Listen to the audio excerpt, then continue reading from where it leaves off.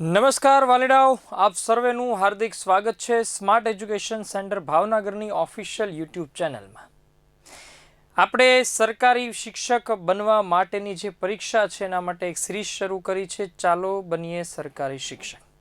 જે સિરીઝ અંતર્ગત આજે આપણે ટેટ 1 એક્ઝામ જે 3 ઓગસ્ટ 2014ના રોજ લેવાયેલી હતી એ પરીક્ષાના મનોવિજ્ઞાનના જે પ્રશ્નો છે એનું આપણે ડીપલી સોલ્યુશન કરવાનું છે. સો સ્ટાર્ટ કરીએ આપણે. અને એ સ્ટાર્ટ કરું એ પહેલાં તમને કહી દઉં, જો તમને વિડીયો સારો લાગે તો મેક શ્યોર કમેન્ટ કરજો, વિડીયો અંત સુધી જોજો, કારણ કે આગળ જે પ્રશ્નો છે ને એ તમને ખ્યાલ આવે કે કયા પ્રકારના પ્રશ્નો પૂછાય છે. બરાબર છે. અને જો વિડીયો સારો લાગે તો કમેન્ટ કરવાનું ભૂલતા નહીં, લાઇક કરવાનું ભૂલતા નહીં અને અમારી મહેનતને એપ્રિશિએટ કરજો. Okay, thank you. અને let start without wasting time. પહેલો ક્વેશ્ચન આપણે શરૂઆત કરીએ.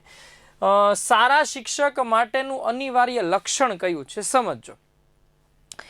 આદર્શ શિક્ષકનું જે પરિભાષા છે, આદર્શ શિક્ષકની જે વ્યાખ્યા છે એ વ્યાખ્યા અંતર્ગત તમને 4 ઓપ્શન આપ્યા છે. જો આવા પ્રશ્નો વર્ગ વ્યવહારના કહેવાય. મોટા ભાગે પ્રશ્નો એવા જ આવશે જેમાં તમને કન્ફ્યુઝન થશે, તમને એમ જ થશે કે આમાં આ જ જવાબ આવે, બટ કંઈક આન્સર જે છે એ અલગ આવતો હશે. Late start. પહેલું, અસરકારક વ્યક્તિત્વ હોય. શિક્ષકની અંદર અસરકારક વ્યક્તિત્વ હોવું જોઈએ તો જ વિદ્યાર્થી ઉપર છાપ જે છે એ તમે પાડી શકો. એટલે પહેલો આન્સર લાગે છે. વિષય વસ્તુની સંગીન જાણકારી. શિક્ષક બન્યા એટલે વિષય વસ્તુની જાણકારી તો હોવી જ જોઈએ. ત્રીજો ઓપ્શન છે પ્રયોગશીલતા, એટલે કે નાવીન્યતા. અલગ અલગ પ્રયોગો જે છે એ તમને કરતા આવડતા હોવા જોઈએ. શિક્ષણમાં નવા નવા પરિવર્તનો કરતા આવડતા હોવા જોઈએ. અને ચોથો ઓપ્શન છે વર્ગમાં શિસ્ત જાળવવાની ક્ષમતા. એટલે એનો મતલબ થયો 4 એ 4 તમને સિમિલર લાગે છે. હવે ધ્યાન આપજો, અહીંયા આગળ ધ મોસ્ટ સુટેબલ શું છે તો એક વસ્તુ સમજો, આદર્શ શિક્ષક કોને કહેવાય. કદાચ વ્યક્તિત્વ સારું નહીં હોય ને તો ચાલશે, બરાબર. કદાચ એ નવીન પ્રયોગો નહીં કરતો હોય તો એ ચાલશે. વર્ગમાં કદાચ શિસ્ત નહીં હોય તો પણ ચાલશે, પણ એક શિક્ષક એ જ બને જો એનામાં સારામાં સારી વિષય વસ્તુની સંગીન જાણકારી હોય. યાદ રાખજો, શિક્ષક એને જ કહેવાય. આજે હું તમને એમ કહું છું, હું ગુજરાતી, અંગ્રેજી, મનોવિજ્ઞાન ભણાવું છું, બરાબર છે, રીઝનિંગ ભણાવું છું, તો મને ન આવડતું હોય ને તો મારે વિદ્યાર્થીની સામે કાં તો એક્સેપ્ટ કરી લેવું પડે, કાં તો ભણાવવાનું મૂકી દેવું પડે. એક શિક્ષક બનો એટલે સૌથી પહેલું મહત્વનું પાસું આદર્શ શિક્ષકમાં કે જે તે શિક્ષકને વિષય વસ્તુની સજ્જતા હોવી જોઈએ. એટલા માટે જ ટેટની પરીક્ષાનું તમે ફોર્મેટ જુઓ તો ખબર પડે 50% એવું છે જે તમારા વિષય વસ્તુ રિલેટેડ છે. એટલે એનો મતલબ એવો થયો કે વિષય વસ્તુની સંગીન જાણકારી હોય એ જ સાચો શિક્ષક બને. So the right answer is B. Next question છે બાળકના સર્વાંગી વિકાસને અસર ન કરતું પરિબળ પૂછ્યું છે. જો કરતું પરિબળ છે અને ન કરતું પરિબળ છે, એટલે તમારે 4 ઓપ્શનમાંથી એવા ઓપ્શનની પસંદગી કરવાની છે કે જે બાળકના વિકાસને ખરેખર કોઈ ઇફેક્ટ કરતું નથી, અસર જ નથી કરતું. તો ઓપ્શન જો પરિપક્વતા.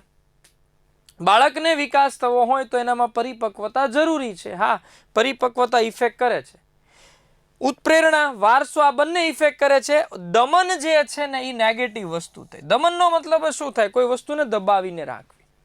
એટલે અહીંયા આગળ ન કરતું પરિબળ, અહીંયા શું કીધું છે? બાળકના સર્વાંગી વિકાસને આ અસર કરતું નથી. દમન જે છે એ સર્વાંગી વિકાસને અસર કરતું નથી. સર્વાંગી વિકાસ માટે પરિપક્વતા જોઈએ, ઉત્પ્રેરણા જોઈએ, વારસો જે છે એ પણ સર્વાંગી વિકાસને અફેક્ટ કરે છે. સો રાઈટ આન્સર ઇઝ અહીંયા આગળ થશે બી. નેક્સ્ટ ક્વેશ્ચન છે ક્રમસૂચક સંખ્યાઓ માટેનું ગીત કયું છે? જો પ્રાઇમરીમાં આવો એટલે તમારે એક વસ્તુ તો સમજવાની તે કે અમુક છે ને પ્રાઇમરી, એ આ બધા ટેટ 1ના પેપર છે એટલે ઓલમોસ્ટ પીટીસી વાળા જ આપી શકતા હોય. એટલે પીટીસી વાળા આપી શકતા હોય ને એટલે ત્યાં આગળ ગીતો આવે ને એમાં એક ગીત છે ક્રમસૂચક સંખ્યાઓ માટેનું કે એક મજાનો માળો એમાં 10 ચકલીઓ રહેતી હતી. આ એક ગીત છે. એનાથી ક્રમસૂચકતા જળવાય. ક્રમસૂચક એટલે શું? 1 2, પહેલી ચકલી આ કરે, બીજી ચકલી આ કરે, ત્રીજી ચકલી, તો એનાથી શું થાય? ક્રમસૂચકતા. એટલે અહીંયા આગળ શું થાય? એ 10 ચકલીઓની વાર્તા ઉપરથી, ગીત ઉપરથી શિક્ષક જે છે એ બાળકોને 1 થી 10 એકડા શીખવશે, બરાબર. બાકી એક મારી ઢીંગલીને એવી સજાવું, તો એ ઢીંગલી સજાવવાની ક્યાં વાત આવે? આમાં ક્રમસૂચક સંખ્યા કીધી. એક ચકલી ચણતી હતી, બસ એ ચકલી એક જ હોય તો એકડો જ શીખે. એમાં પછી આગળની ચકલી, આગળનો એકડો એને આગળનો બગડો તગડો એને આવડે નહીં. એકડો સાવ સળેખડો ને બગડો ડીલે તગડો, તો બસ આગળ 1 થી 3 જ થયા, એનાથી આગળ આવડશે નહીં. એટલે એક મજાનો માળો, એમાં 10 ચકલી રહેતી હતી, 10 ચકલી શું કરે છે એની વાત અહીંયા કરેલી છે. એટલે રાઈટ આન્સર તમારો થશે ડી. નેક્સ્ટ છે પ્રાથમિક શિક્ષણ એટલે શું? આ વસ્તુનો જવાબ જે છે ને એ તમને આમ ગણો ને તો આવડવો જોઈએ, આમ ગમે એવો થાય આવડવો જોઈએ. પ્રાથમિક શિક્ષણનો મતલબ શું થાય સમજો. પ્રાથમિક શિક્ષણ એટલે વાંચન ગણન લેખન, ઓકે, એ તો આવડે જ, કારણ કે પ્રાથમિક શિક્ષણની અંદર ઈ આવે. સ્વાવલંબનનું શિક્ષણ, જીવન શિક્ષણ, અક્ષર જ્ઞાનનું શિક્ષણ. તો જો ચારેય તમને નજીક ના લાગ્યા, પણ તમને ખબર ન હોય તો કહી દો કે પ્રાથમિક શિક્ષણ જે છે એવું શિક્ષણ છે જેનાથી એના જીવનના ઘડતર થાય, જીવનનું ઘડતર થાય. જીવન શિક્ષણના તમામ મૂલ્યો, તમામ નૈતિક બાબતો, સામાજિક બાબતો, રાષ્ટ્રીય બાબતો બધું પ્રાથમિક શિક્ષણમાંથી જ બાળક જે છે એ શીખશે. તમે જો એટલે બાળકોની શાળા પસંદગી માટે વાલીઓ બહુ સજાગ હોય છે.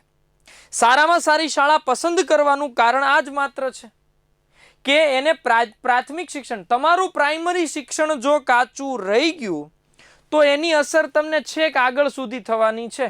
Point to be noted my lord. એટલે પ્રાઇમરી શિક્ષણ શું કહેવાય તો કે જીવન શિક્ષણનું શિક્ષણ કહેવાય.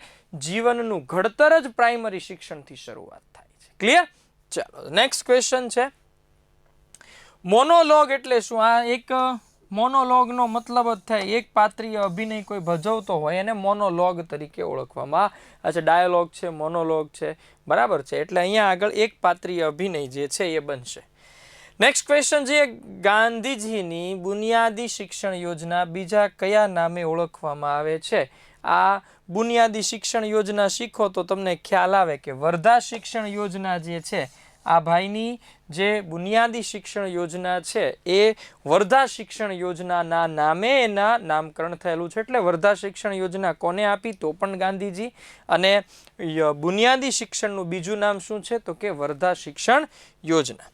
નેક્સ્ટ ક્વેશ્ચન, GIET પોતાના શૈક્ષણિક કાર્યક્રમોના પ્રસારણનું માસિક સમયપત્રક કયા સામયિકમાં પ્રસિદ્ધ કરે છે? યાદ રાખજો, દર મહિને જીવન શિક્ષણ નામનું સામયિક આવે છે. એની અંદર આખું જે શૈક્ષણિક કાર્યક્રમ છે દર મહિને જે આવે છે, ઓલરેડી આપણે ચર્ચા કરી ગયા છીએ 2012ના પેપરમાં આના વિશે, બરાબર છે. તો જીવન શિક્ષણની અંદર આખો કાર્યક્રમ આવે છે કે આ મહિનામાં કયા કયા શૈક્ષણિક કાર્યક્રમો જે છે એ પ્રસારિત થવાના છે. નેક્સ્ટ છે ગણિત શિક્ષણમાં કઈ બાબત સૌથી વધુ લાગુ પડે? સૌથી વધુ પૃથ્થકરણ શક્તિનો વિકાસ થાય. આપણે વિચારીએ પૃથ્થકરણ એટલે શું? એક બાબતોને અલગથી આમ જોવી અને અલગથી એની ઉપર રિસર્ચ કરવું, એને પૃથ્થકરણ કર્યું કહેવાય. તો ગણિતની અંદર આઈ ડોન્ટ થિંક કે કોઈ પૃથ્થકરણનો કન્સેપ્ટ જે છે એપ્લાય થાય છે. અવલોકન તો પ્રયોગ થતા હોય ત્યારે આવે. એટલે વિજ્ઞાન જે છે એની અંદર અવલોકન શક્તિ આવે, સર્જનાત્મકતા ન આવે, કારણ કે સર્જનાત્મકતા જે છે એ ગણિતમાં કોઈ ઇફેક્ટિવ નહીં પડે. રાઈટ આન્સર તમારો તર્ક વિકાસ થાય. શું કામ તર્ક વિકાસ? કારણ કે ગણિતની અંદર તમારે તર્ક લગાડવું પડે. તમે કોઈ એક દાખલો ગણો છો, તમે સાદું વ્યાજ જે છે એ દાખલો ગણો તો સાદા વ્યાજની અંદર તર્ક લગાડવું પડે તો જ એ વસ્તુ એપ્લાયડ થાય. તો તર્ક વિકાસ જે છે એ તમારો રાઈટ આન્સર કહેવાય. નેક્સ્ટ ક્વેશ્ચન છે રાષ્ટ્રીય એકતાની ભાવનાનો વિકાસ. રાષ્ટ્રીય એકતાની ભાવનાનો વિકાસ જે છે એ કયો ઉદ્દેશ્ય કહેવાય? શૈક્ષણિક ઉદ્દેશ્ય છે, સામાજિક ઉદ્દેશ્ય છે, વિશિષ્ટ ઉદ્દેશ્ય છે કે રાષ્ટ્રીય? હવે એક વસ્તુ સમજો, આ બાળકોના ઉદ્દેશ્યની વાત થાય છે એટલે આપણે શું રાઈટ આન્સર પાડ્યો છે? શૈક્ષણિક ઉદ્દેશ્ય છે. શું કામ શૈક્ષણિક? કારણ કે શિક્ષણનો ઉદ્દેશ્ય મેઇન વસ્તુ એ છે સર્વાંગી વિકાસ થવો. સર્વાંગી વિકાસની અંદર દેશનો વિકાસ ઇન્ક્લુડ હોય, બરાબર? સર્વાંગી વિકાસની અંદર દેશનો વિકાસ જે છે ઇન્ક્લુડ હોય. રાષ્ટ્રીય ઉદ્દેશ એટલે કે રાષ્ટ્રીય કંઈ એવું નક્કી નથી કર્યું કે બાળકોમાં આ વસ્તુ થવી જ જોઈએ. રાષ્ટ્ર કોઈ દિવસ એવા ઉદ્દેશો નહીં આપે. શિક્ષણ એવા ઉદ્દેશ્ય આપશે કે જેમાં રાષ્ટ્રીયતાનો વિકાસ થાય. પણ રાષ્ટ્રીય એવો ઉદ્દેશ્ય નહીં આપે. બરાબર છે, સમજાય છે મારી વાત? તો રાષ્ટ્રીય એકતાની ભાવના જે છે એ શિક્ષણમાં આવે છે. તમે જો એવા પાઠો ભણાવવામાં આવે છે કે જેનાથી રાષ્ટ્રીય એકતા જે છે એ સ્થપાય. બાળકોની અંદર 15મી ઓગસ્ટ, 26મી જાન્યુઆરી આ બધા અલગ અલગ પ્રવૃત્તિઓ, અલગ અલગ જે વક્તવ્યો, અલગ અલગ નાટકો, ગીતો રજૂ કરવામાં આવે છે એ રાષ્ટ્રીય એકતાનો એક ભાગ છે. તો એ મેઇન ઉદ્દેશ્ય એનો શું હોય? શૈક્ષણિક ઉદ્દેશ્ય હોય. બરાબર. So the right answer is શૈક્ષણિક ઉદ્દેશ્ય. સંકલ્પનાઓનો વિકાસ મુખ્યત્વે કોનો ભાગ છે? સંકલ્પનાઓનો વિકાસ સાંભળજો ખાસ. શું કીધું છે? સંકલ્પનાનો વિકાસ. સંકલ્પનાનો વિકાસનો મતલબ શું થાય? હું તમને એમ કહું કે ભાઈ ચાલો તમે વૃદ્ધિની સંકલ્પના સ્થાપો. વૃદ્ધિ એટલે શરીરના વજન, કદ, આકારમાં થતો ફેરફાર. એને આપણે શું કહેવાય? ક્રો એન્ડ ક્રોની વ્યાખ્યા છે, એને આપણે કહીશું વૃદ્ધિ. તો વૃદ્ધિનો મતલબ શું થાય? એ એક વ્યાખ્યા થઈ ને, એ શું થઈ ગઈ? એની સંકલ્પના થઈ. હું તમને એમ કહું વૃદ્ધિની સંકલ્પના શું, તો તમે વૃદ્ધિની સંકલ્પના બોલ્યા. બરાબર કે શરીરના આકાર, કદમાં અને બંધારણમાં થતો ફેરફાર, આ એની વ્યાખ્યા થઈ, એની સંકલ્પના થઈ. તો એ સંકલ્પનાથી શું ફેર પડ્યો? તો 4 ઓપ્શન જો. સાંવેગિક વિકાસ તો નહીં જ થાય. બરાબર છે. સંકલ્પના જે છે એ કોઈ સંવેગોને નહીં આપે, પણ તમારી કઈ વિકાસ કરશે? તમારો બૌદ્ધિક વિકાસ કરશે. કારણ કે સંકલ્પના સમજ્યા પછી તમને બુદ્ધિ, તમારી બુદ્ધિ એપ્લાઇડ કરીને તમે અહીંયા બોલી શકશો, વિચારી શકશો. ઓકે, આમાં આવે, આમાં આવે, આમાં આવે. તો એ તમારો કયો વિકાસ થયો કહેવાય? બૌદ્ધિક વિકાસ થયો કહેવાય. સંવેગોનો વિકાસનો મતલબ શું થાય?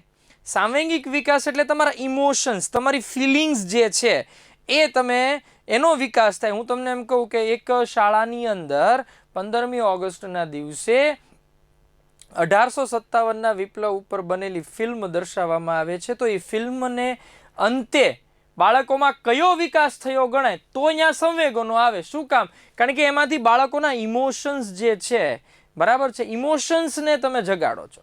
બરાબર. એટલે આ વસ્તુ છે. પણ અહીંયા આગળ કોની વાત કરી? સંકલ્પનાની. સંકલ્પનાથી જે તે પોઈન્ટ છે, જે તે ટોપિક છે એ વધારે ક્લિયર થાય અને એના કારણે એ બૌદ્ધિક વિકાસ થયો કહેવાય. શારીરિક વિકાસ તો આવે નહીં, સામાજિક વિકાસને એને કાંઈ લાગે વળગે નહીં. એટલે રાઈટ આન્સર તમારો થશે બૌદ્ધિક વિકાસ. નેક્સ્ટ છે સમાન ગુણ ખાલી જગ્યા હોય ત્યાં મૈત્રી સંભવે. સમાન ગુણ ખાલી જગ્યા હોય ત્યાં મૈત્રી સંભવે. ખરેખર આ પ્રશ્ન છે ને આમ ગણો તો ગુજરાતીનો છે. એક આખો શબ્દ છે ગુણશીલ, એટલે કે સમાન ગુણ ધરાવતા હોય ને એ બધા અમસ્તુ તે કહેવાય ને, સમાન ગુણ ધરાવતા હોય ત્યાં જ બધા ભેગા થાય. મૈત્રી તો સંબંધ, રિલેશન, આઈ મીન કે કોઈ પણ સાથે તમે મિત્રતા બાંધો છો તો મિત્રતા ક્યારે વધારે ક્લિયર થાય? તમને તમારા જેવો મળે ને તો એની તમારે ગાઢ મિત્રતા થાય. તો એ શું થઈ ગયું? સમાન ગુણશીલ હોય. શું હોય? ગુણશીલ એટલે ગુણ ધારણ વાળો, ગુણ સમાન ગુણ ધરાવતો. એટલે એના માટે રાઈટ આન્સર તમારો થશે ગુણશીલા. નેક્સ્ટ છે બાળકને મૂળાક્ષર લેખન શીખવવા સૌથી સારામાં સારી શરૂઆત કઈ રીતે કરવી જોઈએ? હવે જો બાળકોની અંદર જે આ વસ્તુ છે કે તમારે મૂળાક્ષર શીખવાડે છે, ક કલમનો ક, ખ ખટારાનો ખ, ગ, એ તમારે શીખવાડવું છે. તો એના માટેની સૌથી સારી શરૂઆત, જો શરૂઆત તો તમે બધી કરી શકો, પણ મનોવૈજ્ઞાનિક રીતે સૌથી સારી શરૂઆત જે છે એ કોને કહેવાય? એક તો મૂળાક્ષરને સ્લેટમાં ઘૂંટાવું. આપણે નાના, આ અત્યારની પેટર્ન છે, નાના હતા તો એ જ કર્યું છે કે સ્લેટની અંદર, પાટીની અંદર જે છે કાળે પાટી આવતી, આટલો ચોક આપતા. મને હજી યાદ છે કે આવી કાળી પાટી આપતા, બરાબર, અને આવી રીતે આમ 4 ઘૂંટડા કરતા, અહીંયા આગળ ક, ખ, ગ ને ઘ લખી નાખતા, અને ઓલો કાંકરો આપતા. હે, યાદ કરો તમારું બાળપણ. એ કાંકરો આપતા ને એમાં હું મારી વાત કરું તો હું એ કાંકરો અડધો તો ખાઈ જ જાતો, અડધાથી હું આમ કામ ક ક ક ક કર્યા કરતો, ખ ખ ખ ખ, ગ ગ ગ ગ ઘ ઘ આ કર્યા કરતો. આ આપણી બાળપણની પદ્ધતિ હતી, સ્લેટમાં ઘૂંટાવું. પણ અત્યારે આ વસ્તુ શક્ય નથી. અત્યારે તો બહુ બધો ચેન્જ થયો. એટલે બાળકોને મૂળાક્ષર સ્લેટમાં ઘૂસાવવો જોઈએ નહીં. રાઈટ આન્સર એનો એવો છે કે તમે શું કરો છો? રેતિયા અક્ષર હોય એની ઉપર આંગળી ફેરવાવી. તમને સૌથી સારી શરૂઆત કીધી છે, તમને સૌથી સારી શરૂઆત કીધી છે, યાદ રાખજો. તમને રેતિયા જે અક્ષર છે એ અક્ષર ઉપર તમે આમ આંગળી ફેરવાવો એટલે એને શેપ ખબર પડે કે આમ કરવાનું છે. આ અત્યારની લેટેસ્ટ પેટર્ન છે બાળકોને મૂળાક્ષર શીખવાડવાની. ડોટેડ લાઈન જોડીને આ બધું કરાવી શકાય, પણ તમને શું કીધું, સૌથી સારી પેટર્ન તો એ કે રેતિયા અક્ષર ઉપર આંગળી ફેરવવી. નેક્સ્ટ ક્વેશ્ચન છે, પ્રાથમિક શિક્ષણ ક્ષેત્રે થતા મૂલ્યાંકન સાથે શું સુસંગત છે? તમને જાણકારી માટે કહી દઉં, આપણે એક મુદ્દો જે પોઈન્ટ લેશું તો એમાં ખ્યાલ આવશે કે 1 થી 8 ની અંદર ગ્રેડ આપવામાં આવે છે. શું આપવામાં આવે છે? ગ્રેડ. માત્ર 8મા ધોરણની અંદર માર્ક્સ જે છે એ અપાય છે, માત્ર 8મા ધોરણમાં. આ પ્રશ્ન પણ આવી શકે છે. તો ગ્રેડ સિસ્ટમ જે છે એ એની સાથે સુસંગત થશે. નેક્સ્ટ ક્વેશ્ચન તરફ આપણે જઈએ. નવી શિક્ષણ નીતિના ભાગરૂપે ગુજરાતમાં દૂર અંતર શિક્ષણ સ્વરૂપે કયો વિચાર ગતિશીલ બન્યો છે? આ કઈ વાત કરી ખબર? નવી શિક્ષણ નીતિ એટલે 1986 ની વાત થાય છે. 1986ની જે શિક્ષણ નીતિ છે એની વાત કરે છે. અત્યારે 2020ની શિક્ષણ નીતિ છે. 2020ની શિક્ષણ નીતિ છે, એના ઉપર હું એક સ્પેશિયલ લેક્ચર બનાવીશ, યાદ રાખજો. 2020ની જે શિક્ષણ નીતિ છે એમાં થોડા ઘણા પરિવર્તન છે, પણ એ વખતે શું થયું છે એ આપણે આન્સર સમજવો પડે. તો એ વખતે છે ઓપન સ્કૂલનો કન્સેપ્ટ. કારણ કે ડિસ્ટન્સ એજ્યુકેશન કીધું, ડિસ્ટન્સ એજ્યુકેશન માટે ઓપન સ્કૂલો જે છે એ સ્થાપવામાં આવી હતી. Open school, distance education, open school અને મધ્યાહન ભોજન, આ એ 1986ની જે શિક્ષણ નીતિ છે એની અંદર આ 3 મુદ્દાઓને વધારે હાઇલાઇટ કરેલા. નેક્સ્ટ વાત કરીએ, શિક્ષકની કાર્યક્ષમતાનું સાચું માપ કઈ રીતે જાણી શકાય? કઈ રીતે જાણી શકાય? ભાઈ ચોખ્ખી વસ્તુ છે, સ્વમૂલ્યાંકન દ્વારા. તો હું તો મારું મૂલ્યાંકન સારું જ કરું ભાઈ, હું તો એમ જ કહું ભાઈ ઓહો મારું તો સારામાં સારું છે, મને તો બહુ આવડે, અહમ બ્રહ્માસ્મિ, બરાબર. તો સ્વમૂલ્યાંકન નું આવે. સાથી શિક્ષકોના મૂલ્યાંકન દ્વારા, ભાઈ એનું તમારે જાણીને ક્યાં જવું છે? સાથી શિક્ષકો હું જઈ કરે, એની યારે ક્યાં તમારે લેવા દેવા? આચાર્યના અભિપ્રાય દ્વારા, એ તો આચાર્ય સારું બને સારો અભિપ્રાય આપે, વાંકું હલતું હોય તો વાંકો અભિપ્રાય આપે. તો કોઈ વ્યક્તિના અભિપ્રાય ઉપર શિક્ષકનું મૂલ્યાંકન થઈ શકે નહીં. શિક્ષકનું કાર્યક્ષમતાનું સાચું માપ ક્યારે આવે? જ્યારે તમે વિદ્યાર્થીઓનું મૂલ્યાંકન કરો, વિદ્યાર્થીને પૂછી લ્યો, વિદ્યાર્થીની કસોટી લઈ લો, એટલે તમારે એનું મૂલ્યાંકન થઈ જાય કે શિક્ષક ક્લાસમાં શું કરે છે. નેક્સ્ટ ક્વેશ્ચન છે કે બાળકને નિબંધ લેખન શીખવવા, તમારે નિબંધ શીખવવો છે. પોઈન્ટ ધ્યાન રાખજો, એક એક શબ્દ ઉપર જવાબ જે છે એ બદલાઈ જાય. અહીંયા આગળ તમારે શું શીખવવો છે? નિબંધ, શ્રુત લેખન, સ્વતંત્ર લેખન, અનુલેખન, અર્થગ્રહણ યુક્ત વાચન. તમે વિચારો, તમને મારે નિબંધ લખવા આપો, તમે જ ખુદ નિબંધ લખો. હું તમને એમ કહું કે ભાઈ ચાલો આદર્શ શિક્ષકની વ્યાખ્યા લખો, આદર્શ શિક્ષક ઉપર તમે નિબંધ લખો, તો સારામાં સારી બાબત કઈ થાય? તમને સ્વતંત્રતા આપી દેવામાં આવે, એક ફ્રેમવર્ક નહીં, સ્વતંત્રતા આપી દેવામાં આવે તો નિબંધ સારો લખાય. તો શ્રુત લેખન કોઈ દિવસ નિબંધ માટે બેસ્ટ ગણાય નહીં, અનુલેખન બી નહીં, અર્થગ્રહણ યુક્ત વાંચન, વાંચન કર્યા પછી નિબંધ લખે તો એ કૃત્રિમતા આવી ગઈ ગણાય, બરાબર. So the right answer will be સ્વતંત્ર લેખન. યાદ રાખજો શું છે? સ્વતંત્ર લેખન. નેક્સ્ટ છે 17મો ક્વેશ્ચન, વિદ્યાર્થીઓનું યોગ્ય મૂલ્યાંકન કરવા માટે કેવા પ્રકારનું પ્રશ્નપત્ર હોવું જોઈએ? પ્રશ્નપત્રની વાત કરી છે. નિબંધ પ્રકારના પ્રશ્નો, ટૂંકાઈ પ્રશ્નો, હેતુલક્ષી પ્રશ્નો, આ ત્રણેય હોવા જોઈએ, એટલે આપેલ તમામ સાચા પડે. કારણ કે પ્રશ્નપત્ર એવું જ, કારણ કે અમુક બાળકો એવા હોય કે જેને નિબંધ પ્રકારના પ્રશ્નો ન લખી શકતા. અત્યારની પ્રાથમિક શાળાની સાર્વજનિક જે સમસ્યા છે યા કે બાળકો મોટા પ્રશ્નોના જવાબ લખી શકતા નથી. તો એનો મતલબ એમ નથી કે બાળકને કંઈ આવડ્યું નથી, સમજાય છે? હેતુલક્ષી પ્રશ્નોના જવાબ બાળકો આપી શકશે તો ક્ષમતા સિદ્ધ થઈ જાય. એટલે અહીંયા આગળ તમામ પ્રકારના પ્રશ્નો જે છે એ હોવા જોઈએ. નેક્સ્ટ ક્વેશ્ચન છે, લોકશાહી દેશમાં સામાજિક પરિવર્તન માટે કયું પરિબળ સૌથી વધારે અસરકારક છે? તો બચ્ચા જાણતા હૈ, શિક્ષણ. એટલે તો નવી શિક્ષણ નીતિ આવી, નવી શિક્ષણ નીતિ આવી. કોઈ પણ દેશનો વિકાસ ત્યાંની શિક્ષણ પદ્ધતિ ઉપર આધાર રાખે છે. દેશનો વિકાસ કરવો હોય તો શિક્ષણ પદ્ધતિ સારી હોવી જોઈએ, તો જ દેશનો વિકાસ થાય.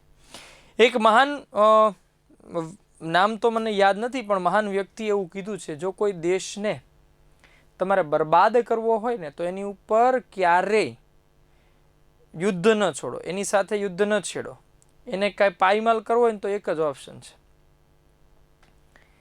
પરીક્ષા લીધ્યા વગર વિદ્યાર્થીઓને પાસ કરાવો.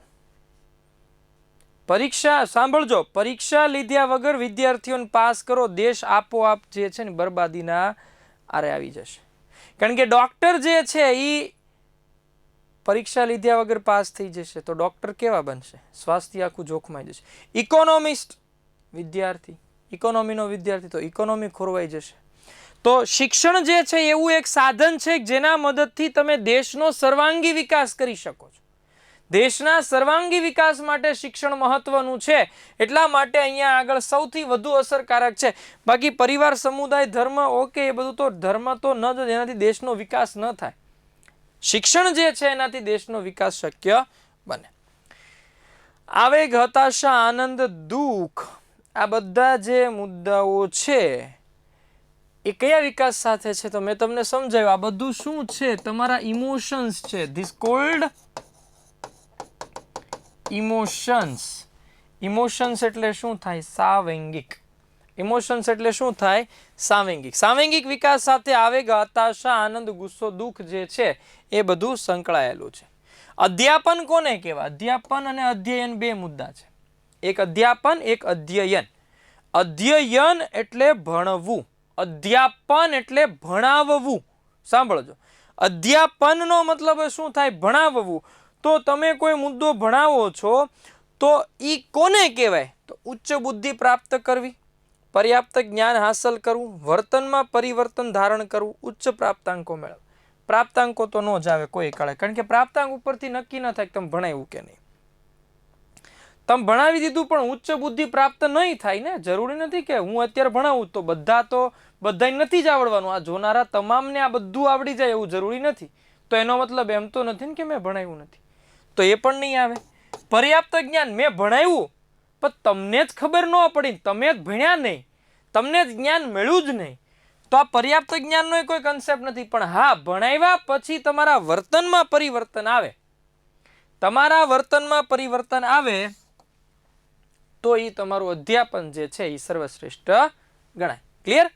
ચાલો નેક્સ્ટ ક્વેશ્ચન છે, સાંવેગિક અભિવ્યક્તિ અને સાંવેગિક નિયમનમાં કોનું વર્તન બાળકો માટે મોડેલ બનતું હોય છે? મોડેલ. બાળક સૌથી વધારે કોની પાસે? દુર્ગાનંદ સિન્હાએ એવું કીધું છે કે બાળકના વિકાસનો આધાર 3 વ્યક્તિ ઉપર છે. દુર્ગાનંદ સિન્હા ઉપર ડાયરેક્ટ પ્રશ્ન પૂછ્યો છે. બાળકના વિકાસનો આધાર 3 વ્યક્તિ ઉપર છે, માતા, પિતા અને શિક્ષક. કારણ કે માતા પિતાને જોઈને બાળક મોટું થશે, શિક્ષકને જોઈને એમાં પરિવર્તન આવશે. એટલે આ 3 વ્યક્તિ જીવનમાં જે છે ને એ બાળકના જીવનમાં સૌથી વધારે મહત્વ ધરાવે છે. કીધું છે ને કે ગુરુ ગોવિંદ દોનો ખડે કાકો લાગુ પાય, બલિહારી ગુરુ આપકી ગોવિંદ દિયો. એટલે કે ભગવાનને નહીં નમો તો ચાલશે, ભગવાનની પૂજા નહીં કરો તોય ચાલશે, પણ તમારા માતા પિતા અને તમારા ગુરુ, તમારા શિક્ષક, બસ આની પૂજા કરી લો, તમારો બેડો પાર થઈ જશે. દુનિયામાં માત્ર 3 જ વ્યક્તિ એવા છે જે તમને સફળ થવા ઈચ્છે છે. તમે સફળ થાવ, તમે આગળ વધો, તમે સર્વોચ્ચ સ્થાન પ્રાપ્ત કરો. આવા દુનિયામાં 3 જ વ્યક્તિ છે જે આવું ઈચ્છે છે. કયા કયા 3 વ્યક્તિ? તમારા માતા, તમારા પિતા અને તમારા શિક્ષક. બાકી બધાય સ્વાર્થ, બધાયમાં સ્વાર્થ છે કંઈક ને કંઈક. ફોર એક્ઝામ્પલ, દુનિયા ઈચ્છે છે કે તમે આગળ વધો, પણ એનાથી નહીં. જો તમે એનાથી આગળ વધી ગયા તો એને તકલીફ. એટલે અહીંયા આગળ રાઈટ આન્સર શું થશે કે માતા, પિતા અને શિક્ષક આ 3 એવા છે કે જે અહીંયા આગળ એનું સ્થાન બાળકોના ઉપર આધારિત છે. નેક્સ્ટ છે પ્રયત્ન અને ભૂલો દ્વારા અધ્યયન. પ્રયત્ન અને ભૂલો યાદ આવે એટલે થોર્નડાયક યાદ આવે. બરાબર? એડવર્ડ લી થોર્નડાયક યાદ રાખજો. પ્રયત્ન અને ભૂલનો સિદ્ધાંત એને આપ્યો હતો. ધ્યેયવિહીન ક્રિયાઓ આચરવી. ધ્યેયવિહીન ક્રિયાઓનો મતલબ શું થાય? ધ્યેયવિહીન એટલે કોઈ ચોક્કસ ધ્યેય જ નથી એવી ક્રિયાઓ કરો તો એ શિક્ષકનું કયું પાસું કહેવાય? શિક્ષકત્વનું નબળું પાસું કહેવાય. શિક્ષકત્વનું કેવું પાસું થઈ ગયું? નબળું પાસું. કારણ કે વિચાર કરો કે શિક્ષકે એક ધ્યેય નક્કી કર્યો કે મારા ભણાવવું છે, આ કરવું છે. જો એ ધ્યેયમાંથી ભટકે ને તો શિક્ષક તરીકે નબળાઈ કહેવાય. હું અત્યારે આ મનોવિજ્ઞાન ભણવા આવ્યું છું ને તમારી યાર ડાયરા કરું કે ભાઈ દેવાયત ખવાડ હું કરે ને કીર્તિદાન ગઢવી હું કરે ને કમો હું કરે ને હે, તો મારા શિક્ષકત્વનું મારું આ નબળું પાસું કહેવાય. એટલે વિષયાંતર થવું જોઈએ નહીં. હા, તમે મુદ્દાને ભણાવવા માટે ઉદાહરણ આપો એ બની શકે, ક્યારેક વિષયાંતર થાય તો ચાલે. શિક્ષક તરીકે તમે શિક્ષક બનશો એટલે અમુક અમુક સમયે વિષયાંતર થઈ જશે, બટ ક્યારેક ચાલે. પણ દરેક વખતે જતું હોય તો તમારું નબળું પાસું કહેવાય અને તમે સુધારવું પડે. નેક્સ્ટ ક્વેશ્ચન છે, પ્રાથમિક શાળા કક્ષાએ સમવાય શિક્ષણ મુખ્યત્વે કોની સાથે જોડાયેલું છે? સમવાય શિક્ષણ, હવે યાદ કરો, તમે બીએડ પીટીસી ની અંદર તમે કંઈક ને કંઈક ભણ્યા હશો. સમવાય શિક્ષણ કોને કહેવાય? બુનિયાદી શિક્ષણ. હમણાં મેં વાત કરી હતી, કયા ભાઈની બુનિયાદી શિક્ષણ પદ્ધતિ? વર્ધા શિક્ષણ યોજનાની મેં વાત કરી હતી, બરાબર. એ બુનિયાદી શિક્ષણ કયો કે પછી સમવાય શિક્ષણ કયો, બંને એક જ છે, બરાબર. એટલે બુનિયાદી શિક્ષણ એ સમવાય શિક્ષણ કહેવાય.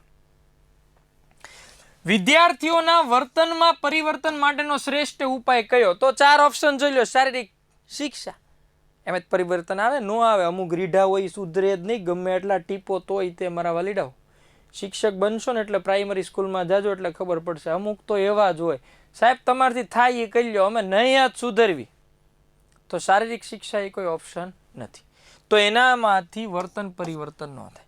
શાળામાંથી હાંકી કાઢો, કોઈ દી ન કરાય. એક શિક્ષક બન્યા પછી તમે કોઈ બાળકને શિક્ષણથી વંચિત રાખી શકો નહીં. સલાહ ન દેવાય, કારણ કે હામી દેહે આપણને સલાહ, એ હામી દે. સાહેબ તમે રહેવા જો ને આ બધું.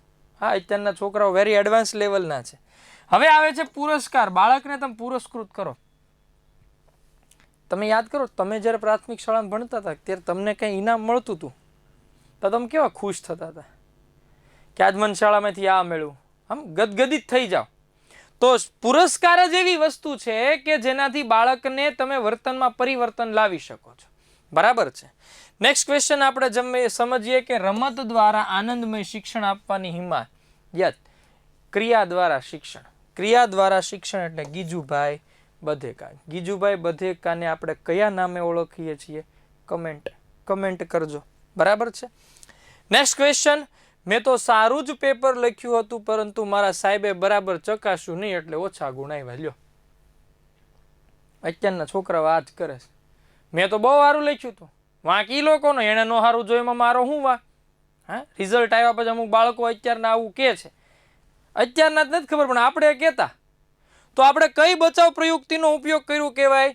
બચાવ પ્રયુક્તિ કહેવાય પ્રક્ષેપણ. તમે કોઈક તમારો વાંક કોઈકની ઉપર થોપી ગયો છે, એને આપણે પ્રક્ષેપણ કર્યું કહેવાય, બરાબર. આક્રમકતા, ધ્યાન આકર્ષણ, ક્ષતિપૂર્તિ, એવું તો આવતું નથી. ધ્યાન આક્રમકતા એટલે શું? કોઈ બાબતને લઈને તમે વધારે સેન્સિટિવ થઈ જાઓ અને આમ વધારે થઈ જાય, એ આક્રમકતા. ધ્યાન આકર્ષણનો મતલબ શું થાય? તમે કંઈક એવી ક્રિયા કરો જેનાથી બાળક શિક્ષકનું ધ્યાન તમારા ઉપર આવે. ક્ષતિપૂર્તિ, એકમાં રહી ગયેલી બાબત જે છે, એકમાં કચાશ રહી ગઈ હોય તો બીજામાં એ પૂર્ણ કરે. આપણે એક વખત આપણે આનો આખો લેક્ચર લઈશું બચાવ પ્રયુક્તિનો, એટલે એ તમને આઈડિયા આવી જશે. નેક્સ્ટ ક્વેશ્ચન તરફ પ્રયાણ કરીએ. ધોરણ 1માં ક્યાં સુધીનું સંખ્યા જ્ઞાન આપવું જોઈએ? તો કે 1 થી 50 સુધી છોકરાને આવડવું જ જોઈએ. બાળક પહેલું ધોરણ પૂરું કરે એટલે એને 50 એકડા તો આવડવા જ જોઈએ, બરાબર. એટલે આ 1000 તો ભાઈ નો પોગે. 1000 તો છઠ્ઠામાં ઘણાને ઘૂઘાને આવડતા. ચલો નેક્સ્ટ ક્વેશ્ચન છે. આજે એક તજજ્ઞ આવ્યા હતા, ખાલી જગ્યા કહ્યું કે બાળકો છોડ જેવા છે, શિક્ષકે માળીની જેમ ખાલી જગ્યા જતન કરવાનું છે. ગુજરાતીનો પ્રશ્ન છે, બરાબર છે. અહીંયા આગળ એણે શું કીધું છે કે પહેલી વસ્તુ તો એક તજજ્ઞ માટે મૂકવાનું છે. તો ગુજરાતીમાં તજજ્ઞ માટે તેમને નો આવે, કારણ કે તેમને નો મતલબ શું થાય કે તમે એને આપણે કે તેમને મારે મળવાનું છે, તેમણે એ કર્તા તરીકે કીધેલું છે એટલે તેમણે કહ્યું આવે એટલે 2 ઓપ્શન નીકળી ગયા. તેમને તો નો જ આવે. કુમળા ને કુમળા, કુમળાની સાચી જોડણી કીધી. કુમળાની સાચી જોડણી આ થાય, બસ વાત ખતમ. આ નીકળી જાય. આ દીર્ઘ આપ્યું છે તો રાઈટ આન્સર જે છે આ થશે, બરાબર. નેક્સ્ટ ક્વેશ્ચન, નીચેનામાંથી કયું બાળ સામયિક છે? બાળ મિત્ર, ઝુમખડું, એતદ, કવિલોક, આવું કોઈ બાળ સામયિક છે નહીં. બાળકો માટેનું બાળ મિત્ર જે છે એ પ્રાઇમરી શાળામાં આવે છે. અભિક્રમિત અધ્યયન સાથે નીચેનામાંથી કોનું નામ સંકળાયેલું છે? જ્હોન ડ્યુઈ, પાવલોવ, થોર્નડાઇક કે સ્કિનર? અભિક્રમિત અધ્યયનનો મતલબ શું થાય? તમે પ્રાઇમરીમાં પીટીસી બીએડ ભણ્યું ને ત્યારે અભિક્રમિત અધ્યયન ભણ્યા, અધ્યયનની અંદર આવે. અભિક્રમિત એટલે શું? તો કે પાઠ પાડીને શીખવું. બરાબર. અભિક્રમિત અધ્યયન જે છે એની સાથે સ્કિનરનું નામ જોડાયેલું છે. થોર્નડાઇક પ્રયત્નને ભૂ, પાવલો ઓલા કૂતરો પાવલો પ્રયોગ કર્યો, જ્હોન ડ્યુઈ કાર્યવાદના પ્રણેતા. બરાબર. તો સ્કિનર જે છે એ આવશે. શિક્ષણના કયા ઉદ્દેશ્યને પરિપૂર્ણ કરવા માટે પાઠ્યપુસ્તક ઉપયોગી છે? પાઠ્યપુસ્તક કયા? જ્ઞાનાત્મક. હા, જ્ઞાન પ્રાપ્ત કરશે એટલે તો પ્રાઇમરીમાં પુસ્તકો આપવામાં આવે છે. જ્ઞાનાત્મક તો છે જ. ક્રિયાત્મક. હા, કારણ કે બાળકોને કંઈ પણ કરવું હોય તો એની અંદર એક જે ક્રિયાત્મકતા આપેલી છે તો એ તમામ એ ક્રિયાત્મકતા હોવું જોઈએ. ભાવાત્મક એટલે એમાં ઇમોશન્સમાં એટલે ભાવાત્મક આવશે અને આવે અહીં દર્શાવેલ ત્રણેય. તો રાઈટ આન્સર તમારો કયો થયો? ત્રણેય આવે જ છે. તો રાઈટ આન્સર તમારો થશે અહીં દર્શાવેલ ત્રણેય. બાળકને 14 વર્ષની ઉંમર સુધી મફત ફરજિયાત શિક્ષણ આપવું જોઈએ. રાષ્ટ્રીય શિક્ષણ નીતિ, યુનોના બાળક હક, રાજ્યના રાષ્ટ્રીય બાળ કલ્યાણ નીતિ. રાષ્ટ્રીય બાળ કલ્યાણ નીતિ મુજબ બાળકને મફત અને 14 વર્ષ સુધી મફત અને શિક્ષણ જે છે એ મફત અને ફરજિયાત શિક્ષણ આપવું જોઈએ. આ મફત ફરજિયાત શિક્ષણનો સિદ્ધાંત બંધારણમાં ક્યાં આવ્યો છે એની કમેન્ટ કરજો. બંધારણના કયા અનુચ્છેદની અંદર 6 થી 14 વર્ષના બાળકોને મફત અને ફરજિયાત શિક્ષણ આપવું જોઈએ એ મને કમેન્ટ કરીને તમારે કહેવાની છે. નેક્સ્ટ ક્વેશ્ચન છે બાળકનો બુદ્ધિઆંક શોધવાનું સૂત્ર. બાળકનો બુદ્ધિઆંક કીધું છે. બુદ્ધિઆંક શોધવાનું સૂત્ર જે છે એ ટર્મને આપ્યું છે. સાયમન ને બીને એ તો શું આપ્યું છે? સાયમન અને બીને બુદ્ધિ કસોટીઓ આપી, પણ બુદ્ધિઆંક શોધવા માટે કોણે કીધું છે? તો કે ટર્મન. બુદ્ધિઆંકનું સૂત્ર જે છે એ માનસિક વય છેદમાં શારીરિક વય ઇન્ટુ 100 એના ઉપરથી બુદ્ધિઆંક મળે. એના ઉપરથી બાળક જે છે એ મેધાવી છે, પછી બુદ્ધિશાળી છે, પછી અપ ટુ છેક સુધી માનસિક વિકલાંગ છે ત્યાં સુધીનું એનું આખું કોષ્ટક છે. તો આ 34 પ્રશ્ન હતા. આ 34 પ્રશ્ન ટેટ 1ની એક્ઝામમાં પૂછાયેલા હતા. આઈ હોપ કે તમને આઈડિયા આવી ગયો હશે કે કોઈક પ્રશ્ન અગર ન સમજાણો, આપણે ઓફિશિયલ આન્સર કી પ્રમાણે સોલ્વ કરીએ છીએ. અગર કોઈ પ્રશ્ન ન સમજાતો હોય તો કમેન્ટ કરીને મને જણાવજો. બાકી નેક્સ્ટ વિડીયોમાં આપણે મળીએ. Till that thank you for joining, thank you for watching. Bye bye, take care, જય હિન્દ, જય ભારત.